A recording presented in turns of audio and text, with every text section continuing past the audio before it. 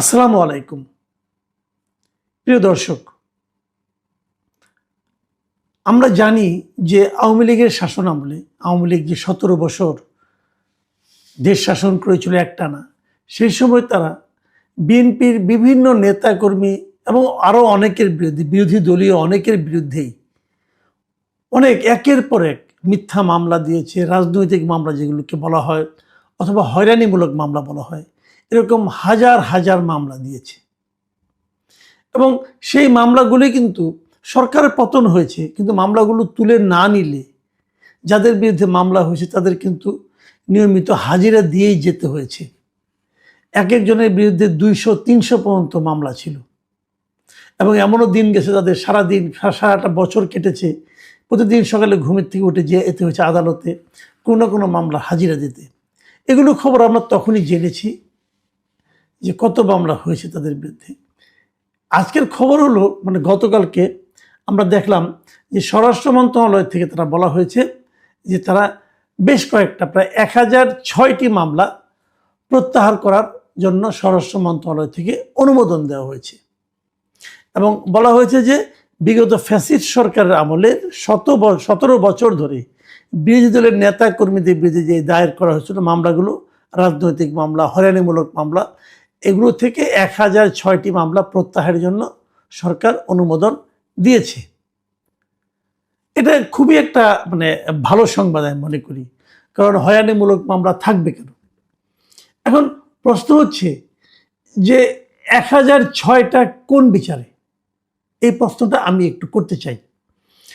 ১০০৬টিই কেন? আমরা তো জানি, আমরা আওয়ামী লীগের আমলে বিএনপিদের পক্ষ থেকে যে অভিযোগ করা হয়েছিল, তারা কিন্তু বারবার বলেছে যে বিএনপির বিরুদ্ধে ২০০৯ সাল থেকে আপনার ২০২৪ নির্বাচনের আগ পর্যন্ত এই সময়ে ১,৩৮,০৭১টি মামলা হয়েছে। এটা বিএনপির মামলার তথ্য ও সংরক্ষণ শাখা ছিল একটা, তাদের হিসাব অনুযায়ী বলা হয়েছিল ২০২৩-এর ২৫শে জুলাই পর্যন্ত। এই সময়ের মধ্যে বিএনপি এবং এর অঙ্গ সহযোগী সংগঠনের নেতাকর্মীর বিরুদ্ধে এরকম ১,৩৮,০৭১টি মামলা করা হয়েছিল। এবং এসব মামলার মোট আসামির সংখ্যা ছিল ৪০ লাখের উপরে। এই হিসাবটা নিয়ে আবার অনেকে কনফিউশন তৈরি করার চেষ্টা করেছে, বাট হিসাবটা খুব সহজ। যেমন একজন লোকের বিরুদ্ধে ৩০০ মামলা, তো সে কিন্তু ৪০ লাখ আসামির মধ্যে সে কিন্তু ৩০০ আসামি সে একাই, তো এরকম হয়। এবং এর মধ্যে কেবল ঢাকা মহানগরের মামলার সংখ্যা ছিল ১৭,৫৮৩টি, অনেক মামলা। তো যদি ঢাকা মহানগরেই ১৭,০০০ মামলা হয় এবং সারা দেশে ১,৩৮,০০০ হয়, তাহলে মাত্র ১০০৬টি মামলা আপনি প্রত্যাহার করতেছেন। এই ১০০৬টি আপনারা কিভাবে নির্বাচন করলেন? আশা করি আপনারা ঠিকভাবে নির্বাচন করেছেন, কিন্তু তারপরেও একটু শঙ্কা থেকে যায় নির্বাচন প্রক্রিয়াটা কি, এটা একটু জানা দরকার। মাত্র এই সরকার দায়িত্ব নিয়েছে মাত্র কয়েকদিন, এক সপ্তাহ এখনো হয়নি।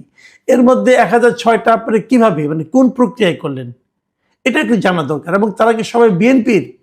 আওয়ামী লীগ আমলে মামলাগুলোতে বিএনপি ছাড়া জামাতের বিরুদ্ধে করা হয়েছে, অন্যান্য দলের বিরুদ্ধে করা হয়েছে, সেগুলোকে তুলে নেওয়া হয়েছে। ব্রেকআপটা কি, ব্রেকআপটা এখন আমরা জানি না। এটা জানার একটু কৌতূহল আমার থাকছে। আর তার পাশাপাশি আরেকটা কথা, এত মামলা তাহলে আপনারা কিভাবে প্রত্যাহার করবেন? প্রত্যাহারের কোনো পদ্ধতি আপনারা তৈরি করেছেন কিনা? আমরা কিন্তু আগেও দেখেছি যে 1-11 সরকারের আমলে ২০০৮ সাল পর্যন্ত যে মামলাগুলি হয়েছিল, ২০০৯ সালের প্রথমেই আওয়ামী লীগ দায়িত্ব নেওয়ার পর তারা কিন্তু দ্রুত বেগে বেশ কিছু মামলা প্রত্যাহার করেছে। এবং ইন্টারেস্টিংলি তারা যে মামলাগুলি প্রত্যাহার করেছে তার সবগুলোই ছিল আওয়ামী লীগের নেতাকর্মীর বিরুদ্ধে 1-11 সরকারের দায়ের করা মামলা। বিএনপির নেতাকর্মীদের বিরুদ্ধে যে মামলাগুলি করেছিল 1-11 সরকার, সেগুলো তারা প্রত্যাহার করেনি। এবং বেগম খালেদা জিয়া যে জেল খেটেছেন, ওরকম একটা মামলায় কিন্তু খালেদা জিয়া জেল খেটেছেন। আবার ওরকম অনেক মামলা শেখ হাসিনার বিরুদ্ধে ছিল, সেগুলি আবার আওয়ামী লীগ সরকার সব প্রত্যাহার করে নিয়েছে। কাজে আমার জানার খুব আগ্রহ, যারা ক্ষমতায় যান তারা কি কেবল নিজেদের নেতাকর্মী মামলাগুলি প্রত্যাহার করে নেন? ওনাদের নেতাকর্মীর বিরুদ্ধে ছাড়া আর কোনো সাধারণ নাগরিকের বিরুদ্ধে কি হয়রানিমূলক মামলা হয় না? যদি হয়, সেগুলিকে প্রত্যাহার তারা করেন? নিশ্চয়ই ওই সময় হয়েছে।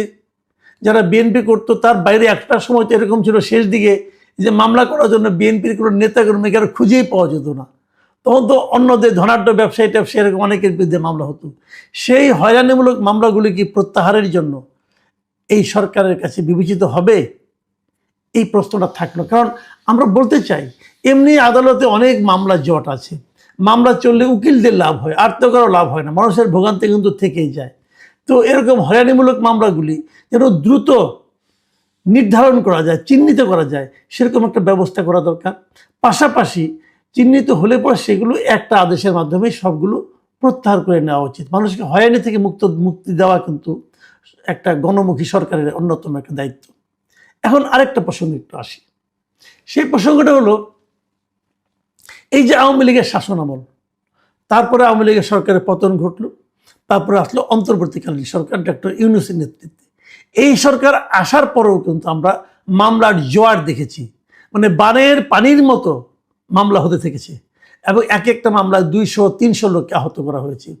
মিরপুরে একটা মামলার কথা আমরা জানি, একজন লোক নাকি হত্যা প্রচেষ্টা, মানে ছড়রাগুলি লেগেছিল তার পায়ে, সেই অপরাধে 40 জন শিল্পী সাহিত্যিকের বিরুদ্ধে মামলা করা হয়েছিল, আর্টিস্টের বিরুদ্ধে মামলা করা হয়েছিল তো 40 জন মোট না, কিন্তু মোট আসামির সংখ্যা মানে 200-র মতো। তার মধ্যে শেখ হাসিনাও আছে এবং আরও আছে। এবং তখন একটা অলিখিত নিয়ম ছিল যে যে মামলায় শেখ হাসিনাকে আসামি করা হবে, সেই মামলায় অন্য যত লোককে আসামি করা হবে তাদের কারো কোনো জামিন হতো না।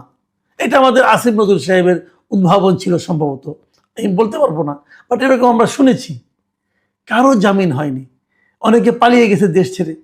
কি করবে? মামলায় ধরা খেয়ে, হত্যা মামলায় ধরা খেয়ে বলে জেলে জীবন কাটাতে হবে, থাকিনি। এই সময় কি অনেক এরকম মামলা হয়নি? উত্তরে একজন নিহত হয়েছেন, তার জন্য সেই মামলা আসামি করা হয়েছে সাংবাদিকদের, অনেক সাংবাদিককে এই মামলা আসামি করা, এই যে ফারজানা রূপা, শাকিল আহমেদ, এদেরকে মামলা, এরকম মামলা আসামি করা হয়েছে, অনেককে আসামি করা হয়েছে। এবং এই যে মামলাগুলোতে আসামি করা হয়েছে, ওনারা কি হত্যা করেছেন অথবা হত্যার প্ররোচনা ওনারা কি ভেবে দিলেন? তো এরকম মামলা যাদেরকে অ্যারেস্ট করা হয়েছে ওদের কাউকে ছাড়া হয়নি।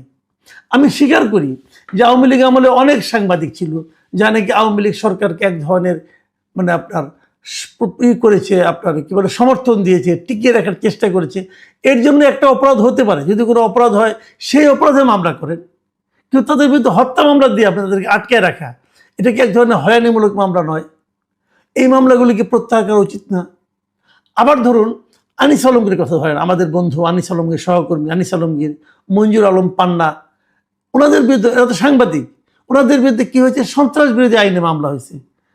মঞ্জুর আলম পান্না বাইরে বেরিয়ে এসেছেন, মামলা কিন্তু শেষ হয় নাই, উনি জামিনে বেরিয়ে এসেছেন, তার মানে ওনাকে যে কিন্তু কোর্টে হাজিরা দিতে হচ্ছে।